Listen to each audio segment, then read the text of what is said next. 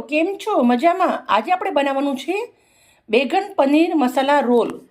કેવી રીતે બનાવવાનું છે એ હું તમને પૂરો વિડીયો શેર કરીશ.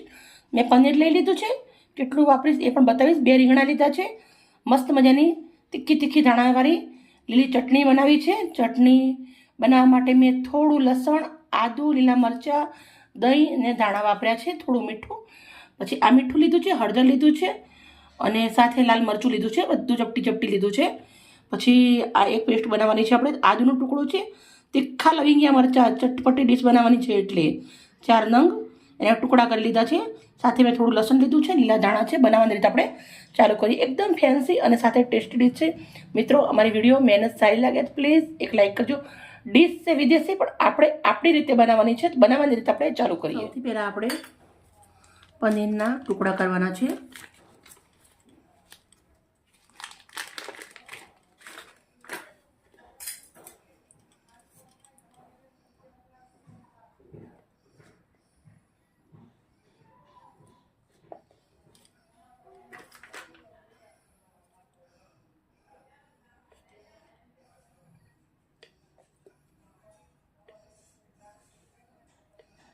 રેડી.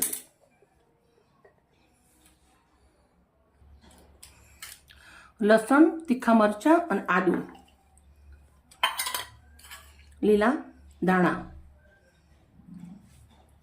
પછી થોડું મીઠું ખલના અંદર વાટી લેવાનું છે, એકદમ ઝીણું.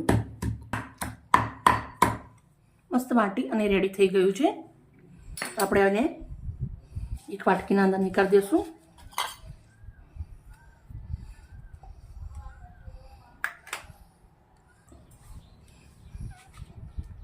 હવે આપણે રીંગણાને આવી રીતે પટ્ટી કરવાની છે.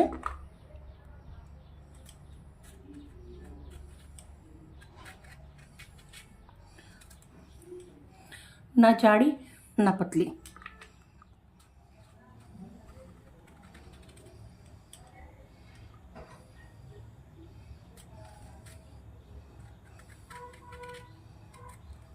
રેડી. હવે આપણે મરચું, મીઠું ને હળદર ત્રણે ભેગું કરી દઉં છું.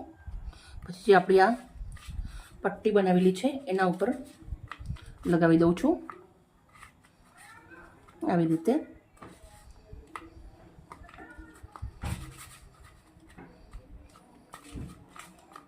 તવો લીધો છે. તવાના અંદર આપણે આવી રીતના થોડું તેલ નાખું છું. 2 થી 3 ચમચી તેલ નાખવાનું છે.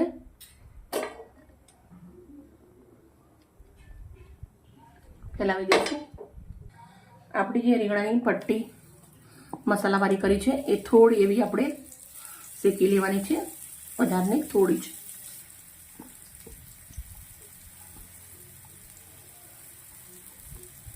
બંને બાજુ થોડી સાંતે કરી લેશું.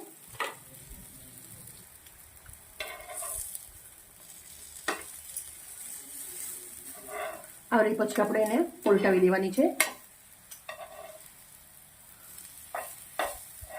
માત્ર 3 થી 4 મિનિટના અંદર થઈ જશે. આ પતલી એકદમ પટ્ટી કરેલી છે એટલે આ રોલ સરસ બની શકે એના માટે આપણે સોતે કરી છે ને. મસ્ત પટ્ટી રેડી થઈ ગઈ છે, એકદમ સોફ્ટ થઈ ગઈ છે, સરસ.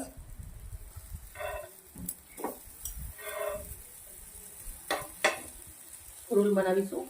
આવી રીતના પ્લેટમાં લઈ લીધી. હવે આપણે પટ્ટી લેવાની છે. પનીરનો ટુકડો લઉં છું. પછી જે આપણે મસાલો ઠેચો વાટેલો છે લઉં છું. એકદમ સ્પાઈસી અને સાથે ટેસ્ટી પણ લાગશે ખાવામાં તમને.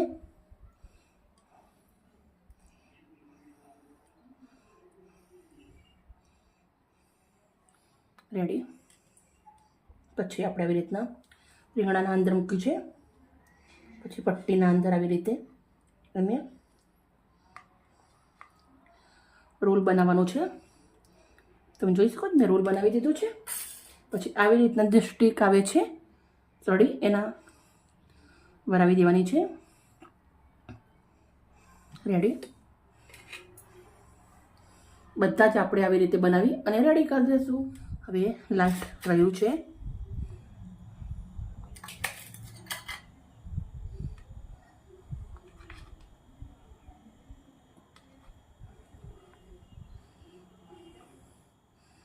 આ કરતી વાર ખાસ એક ધ્યાન રાખવાનું છે કે આપણે જે રીંગણાની પટ્ટી શેકી એ બહુ ના શેકાવી જોવે.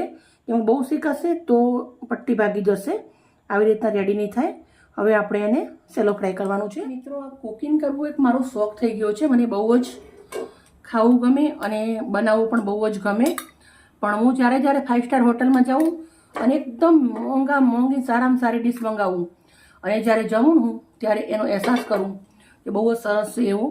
પછી હું ઘરે આવી અને સેમ એકદમ સસ્તા ભાવમાં બને એવી રીતે બનાવું છું. મિત્રો, મારી વિડીયો તમને સારી લાગતી હોય તો પ્લીઝ મને એક લાઇક કરજો અને દોસ્તોની અંદર શેર કરજો. અને તમારા બાળકોને જ્યારે રીંગણાના આવું ના ખાતા હોય તો આવી રીતે નવી રીતે બનાવીને ખવડાવવાનું. બાળકોને બહુ જ સરસ લાગશે. તવાના અંદર મેં થોડું એવું તેલ મૂકી દીધું છે પાછું અને મેં આવી રીતના જે સ્ટીકવાળી રોલ બનાવેલા છે આપણા એ મૂકી દીધા છે. પછી આપણે આવી રીતે એને થોડા સોતે કરી લેવાના છે. આવી રીતે જે 300-400 ડીશ મળતી હોય ખાલી 40 થી 50 રૂપિયાના અંદર રેડી થઈ જાય છે. અને આપણે ઘરનું બનાવેલા બાળકો ખાય તો હેલ્ધી પણ રહે. એક મસ્ત રીતે સજાવવાનું છે પણ આપણે આને થોડા એવા સાંતે કરી લેશું બંને બાજુથી. આવી રીતે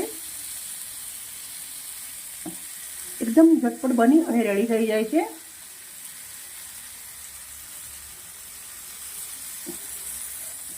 ચાલો મિત્રો, સરસ મજાનું એ તમે જોઈ શકો છો બહુ સરસ રેડી થઈ ગયું છે.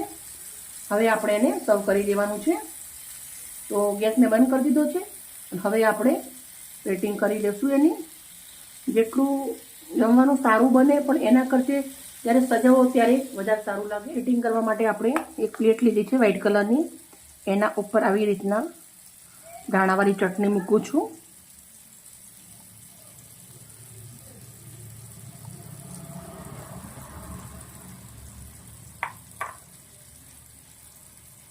હવે આપણે આને થોડું આવી રીતે કરી દેવાનું છે. પછી આપણે એક આવી રીતે મૂકી દેવાનું છે.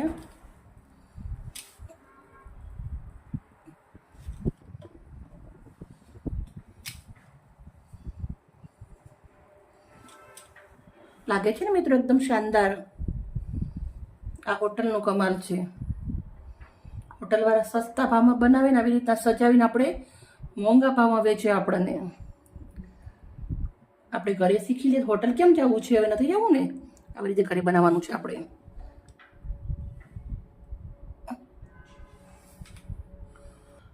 વચ્ચે આપણે આવી રીતે થોડોક એવો ટામેટા કેચઅપ મૂકી દઉં છું. દેખાય બી સારું અને ખાવામાં પણ મસ્ત લાગે છે. મિત્રો, આ જેટલી સરસ દેખાય છે ખાવામાં પણ એટલી જ મસ્ત છે. પણ આ વિડીયો બનાવવા માટે તમારે એકદમ ધ્યાનથી જોવાનું, ત્યારે જ બહુ સરસ બનશે. મિત્રો, આજની વિડીયો અમારી સારી લાગી હોય તો પ્લીઝ અમને લાઈક કરજો, દોસ્તોની અંદર શેર કરજો. અને આવી જ મજેદાર રેસીપી સાથે કાલે પાછી આવીશ. Bye bye.